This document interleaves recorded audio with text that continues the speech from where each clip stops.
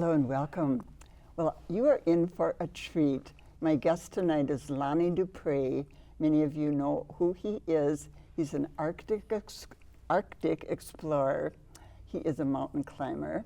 He is an author, writing beautifully about his experiences doing the mountain climbing and the exploring. Life on the Ice is one of his books, and Alone at the Top. Alone at the Top, about a Denali trip that he did that we'll mention later in more detail. But he's back today because he has a film out, so he's now also a producer. And the film is about his 5.5-year experience with Greenland and the people, the dogs, the culture.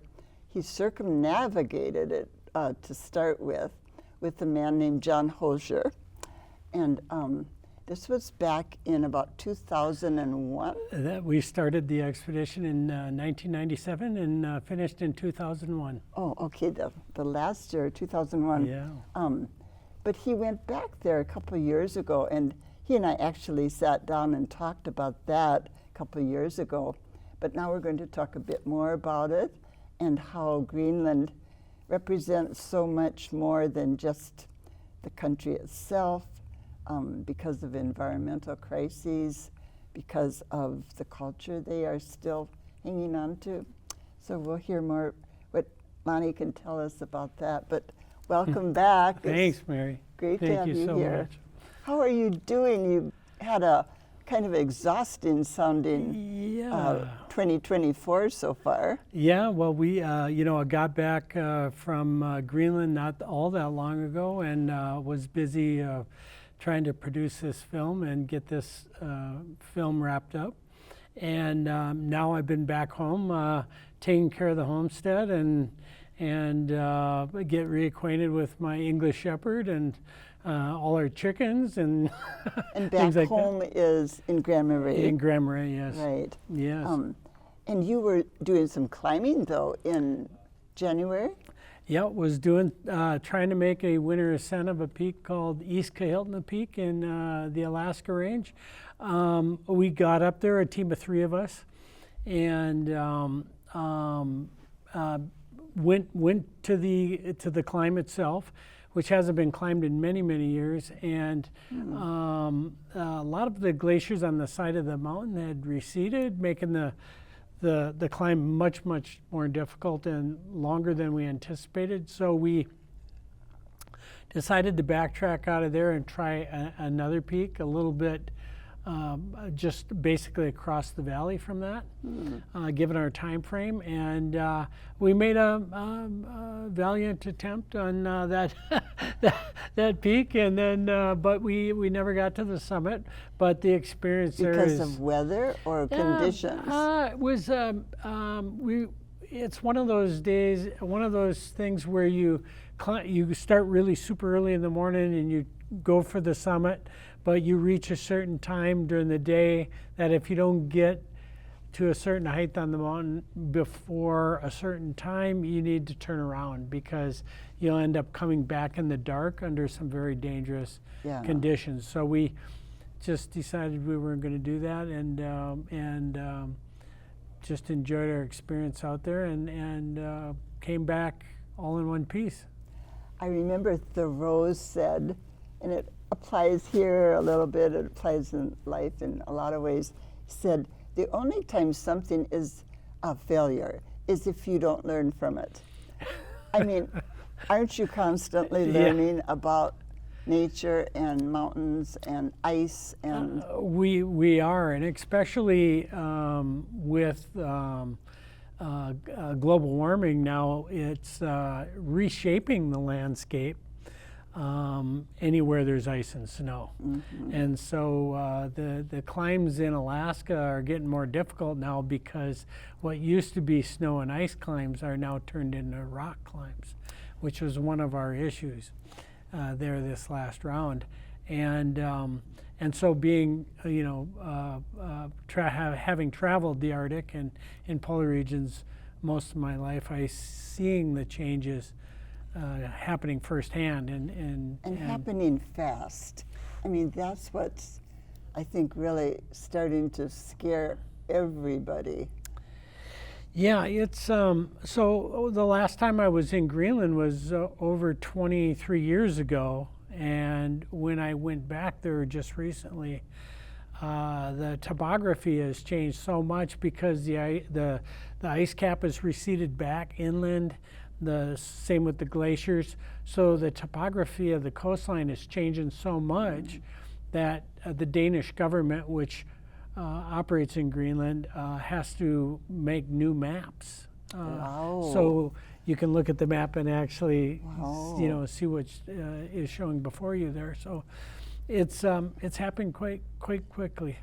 You would be one of the few people from the States that would probably really see and know and feel the difference. Well, yeah, I mean, John Holger and I lived there for basically on and off for 5.5 years during our circumnavigation of it. And how many miles? 5,000? yeah, it was well over 6,000. 5,000 miles Yeah. of the actual rounding, but we, I think, put on something like 6,500 miles with dogs and with kayaks. And so we probably knew more about Greenland than most folks do because we simply went around the whole thing. And maybe more than most people who live in Greenland who Yeah. aren't doing that whole thing. Well, it's a very harsh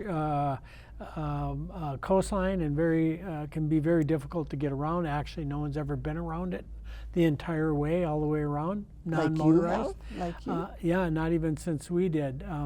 Of course, you can fly around the outside. Well, that's a different deal. but to try to paddle around it or take dogs around is a different. And you different did story. the dog sledding for about maybe half the way around, and then the Yeah. kayak in the other. Yeah, so we kayak in the half. summer. We kayaked the southern part of Greenland, and in the winter we dog sledded the north, and it was about 3,000 miles of each. Of each, so Yeah. pretty equal, wasn't it? Yeah, it was pretty equal. Yeah. Before we go any further, I bet there are people listening and watching who are saying, wow, what drives this man? Where does he get that kind of wish to do something that nobody's done, that's pretty dangerous, that's uncharted, really? Yeah. Where does that wish come from? Well, I think knowing that we live on this little blue planet in the middle of nowhere, and given the opportunity of actually being on this earth, I wanted to know everything there was about it as much as I could in my lifetime. And since I don't do very well in the heat, anything above room temperature, I get a little. I think I get heat Weak. rash. So I gravitated towards the north, and living in Minnesota, it wasn't too big of a leap, and really enjoyed not just the ice and the snow, but the people who live there and make it their lives. And those people, Lonnie, are the people in the world who live at the most northern point. Yeah, so there's a whole, so the Inuit people, of course, live all above the Arctic Circle, and some even a little bit below the Arctic Circle, but the most northern Inuit people are the Polar Inuit that live up in northwest Greenland, and they are the northernmost people in the world. So that's Yeah. quite, I mean, that's something that I don't know if they would think it's such a big deal, but it's a big deal.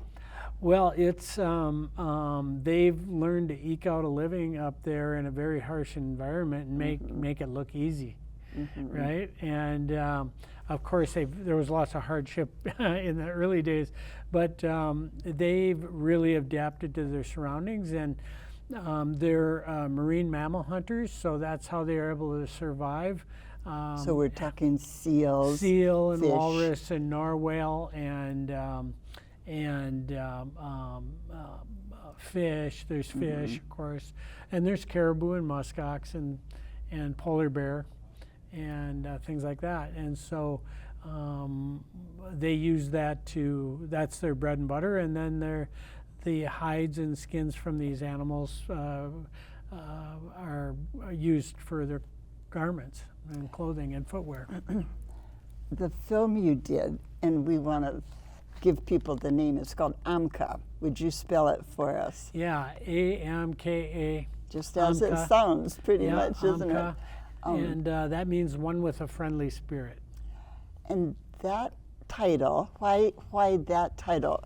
Because the people have a friendly spirit with the land? Yeah, it kind of fits two people. Sophus, which is one of the Inuit hunters that accompanied me on my trip, and also our dogs can have the friendly spirit too.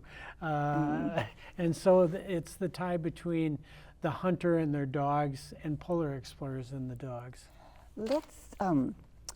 Let's take a look right now at that clip that you brought that is from Amka, because I think it exemplifies the short 2 minutes and 47 seconds, what you just said, the relationship between the people that live there and their dogs and the Yes. people and the land. Yes. So here is a peek at Amka, produced by my guest Lonnie Dupre.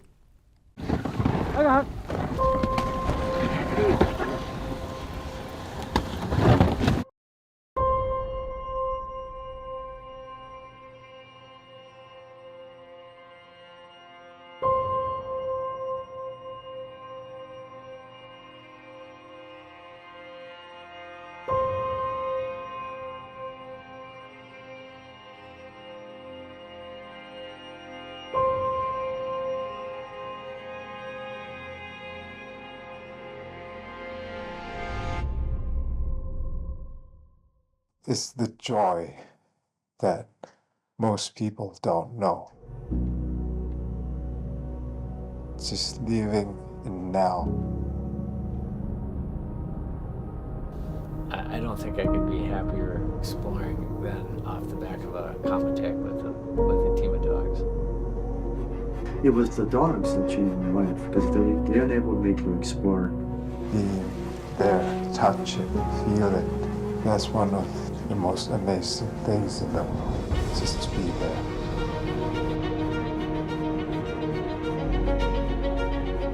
Being in the moment like that, in that place is where you connect with Native people. It's make me peace inside, and also it's keep me proud because I know my ancestor was living like that. This Arctic area in the dark or light, you can not live without the dogs. What it means to me to travel with dogs is freedom.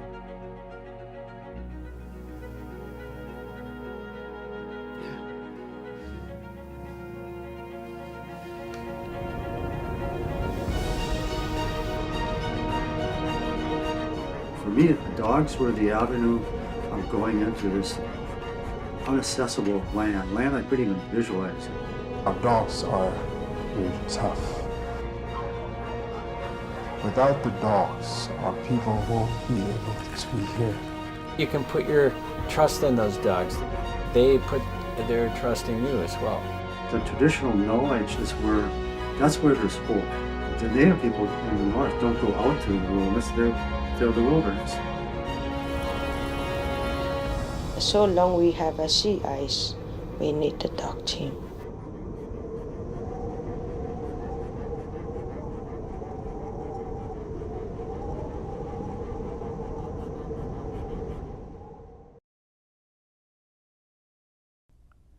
I bet you loved seeing that clip. I know when I first saw it, I was so struck by it, struck by the beauty of the dogs, the beauty of the country, Lonnie's vulnerability, sharing your feelings about your love of that land and what it means to you. Can can you just put it kind of in a little more of a Yeah. So summary way? So when John and I first started out with dogs, sled dogs, doing expeditions back in 1989 with Paul Shirky.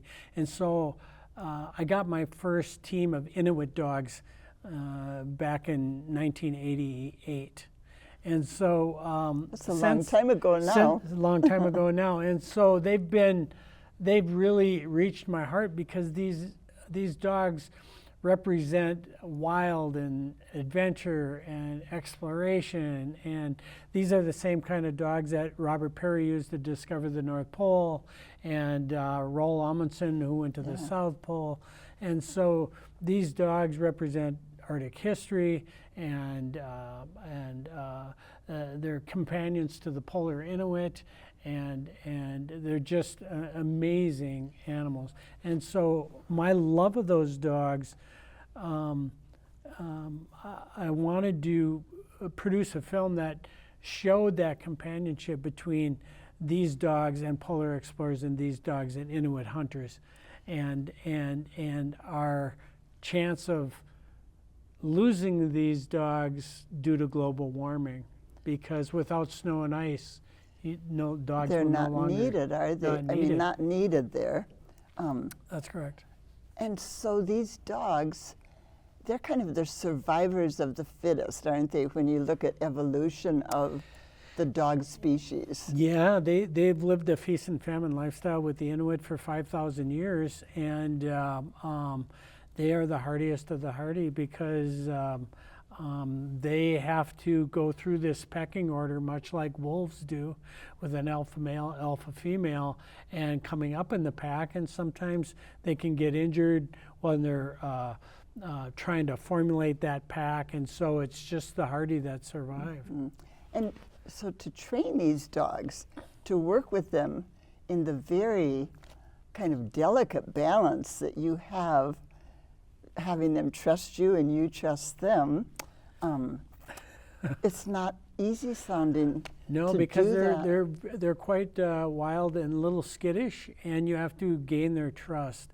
And sometimes it takes weeks to do that, and it means just getting down at their level, maybe even sitting on the ground, and feeding them really close to you. And so maybe giving them a little pet one day and maybe a bigger pet the next And day. at first, do they recoil? Yeah, and or maybe even bite you, try to bite you, right? So you really have to gain that trust that you're there just to be with them and to help them and to be a companion to them. And that often means just sitting on the snow So with them patience. and just let them come to you when they're ready. But you said in the film, I believe, that once you do gain their trust, they can be as friendly as the other dogs that weren't skittish. Yeah, oh, absolutely. That was interesting. Absolutely. They are, they'll protect you with their lives after that against a polar bear attack, for instance. And so they're completely loyal, and they'll pull that sled for you all day long. And yeah, So amazing. you're dependent on them, really, Yeah, well, when you're yeah, doing what you do. they're dependent on us as hunters, and then we're depending on them too. So Right. both of our lives depend on each other. We can't live without each other out So there. that's a big bond, isn't it? It's pretty Huge. inseparable, Yeah, right? very inseparable. Dogs have occasionally, rarely, I think, attacked someone that they have worked with. Is that true? Yeah, they have. They are very. They can be very dangerous too. For instance, if they haven't been fed for some reason or another, and a hunter falls down in front of their team while they're traveling, and the dogs are hungry or whatever, and because this person is dressed in furs, polar bear pants, Right. There's they can go danger then. after this person. Okay. So they have to be very careful with Keep your dog's food safe, keep right? them keep a really good connection with your dogs, and you'll be fine. Yeah. Are you, for those who want to see the film, and I hope most of you will be intrigued and want to, how are people going to be able to see it, Lonnie? Well, they can first see the trailer on my website, LonnieDupree.com, but then I'm hoping by the end of this month, Which we're is going to have April of 2024. Yeah, we're gonna by the end of this month we're hoping to have it on pay-per-view on Venmo. Oh, okay. Yeah. Okay, and then good. people will be able So- to watch it there. Yeah, that's really good to know. Well, in terms of what you foresee for the future for Greenland, do you have a pessimistic view based on? Well, climate change. Some people call it climate change. I like to call it global warming because that's exactly what's happened. Is the world's warming, and as a result of that warming, the climate's changing. Well, Right? that's a good way to. And so we tend to think of it, I mean, a lot of people use the term climate change because it's almost like that term, we can't do anything about it, right? Climate change, it just becomes this right. household word Right. where we can't do anything about the weather, but actually it's global warming And that's we creating the can do changes in something the about it. climate. That's correct. And so for Greenland, it's going to continue to get warmer, and they're going to continue to lose ice. And I'm guessing in 10 years that they'll no longer be able to run dogs in the north part of Greenland because the ice is gone. Now, where they used to be able to run dogs in central Greenland and kind of North Greenland, but not the extreme North Greenland, they've already lost some of their dog sledding there, especially in West Greenland. And so that's already happening in the last 20 years that since I was so there. that's And hard to the grasp, people are, isn't it? the Inuit people are going to be able to adapt, but it's not going to be easy because it's going to make them landlocked in their little villages, isolated from other villages, because you need to be able to travel from one village to the next by Right. dog team in the winter. And if there's no ice, you can't do that. And there's polar nights, so you can't really travel by boat at that time either. No, but won't they build roads? There's no roads in Greenland. There aren't now, I know, but won't they build roads? You can, because Greenland, the center part of Greenland is ice cap, all ice cap, a mile thick at the moment. Oh my. And the coastline is very rugged mountain ranges, so it's very difficult to build a road from one place to the next. It's actually impossible. Wow. Yeah, and So so all Greenland might- travels by ship or by dog sled. Wow. So that really makes me think Greenland may become less inhabitable. Well, it will certainly make these villages more isolated, which will then, there'll be a lot more domestic issues being isolated in these small pockets, Right. unable to leave a town that you can see one end to the other, Right. and can't And go visit your healthcare, family. will there be, strong enough health care in these little villages? I mean, that's going to, Yeah, I mean, you it's can even, sort of extrapolate and see all kinds of problems, right? oh yeah, Yeah. yeah. So it'd be like being restricted to your block Yeah. of where you live Yeah. and can't leave. Kind of claustrophobic. Well, people, I guess, through the ages have adapted, though, in ways you don't always anticipate. Well, they'll definitely need to be able to adapt. Certainly, there'll be more boating. But again, like I had mentioned earlier, even in the winter, if the ice is gone, it's polar night 24 hours a day for 4 solid months. Oh, wow, that's that's the darkest part of the world, and too, then. there might be enough ice, might be just enough ice where you can't dog set and also can't boat, right? It might only be just thin ice as well. So they'll have that to contend with. Yeah. It must make you very sad, at one level.